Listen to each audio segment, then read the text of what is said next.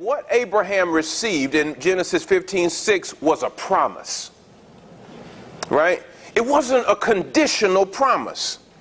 It was a promise from God that he would be the father of many nations, right?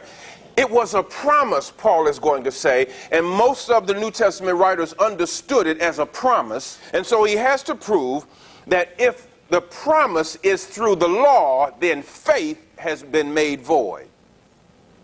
In other words, if I have to do something for God to keep his promise, then it's no longer a promise, it's by works. Doesn't that just make sense?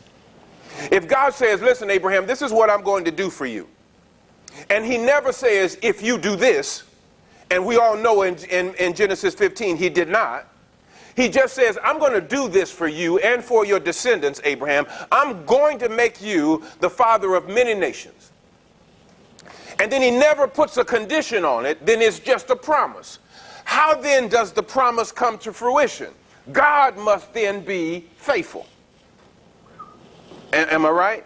Now watch what Paul argues. This begins at verse number 13. For the promise to Abraham, or to his descendants, that he would be heir of the world, and not through the law, was not through the law, but through the righteousness of faith. For if those who are of the law are heirs, that is, of the promise, faith is then made void, and the promise is nullified.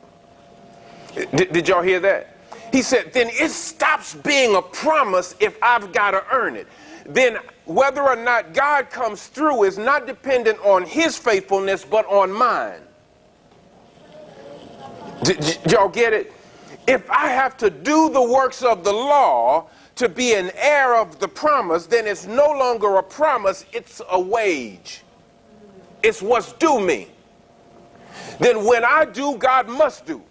And now God is in debt to me to give me what I have earned. And now it's not by faith, it's simply by works.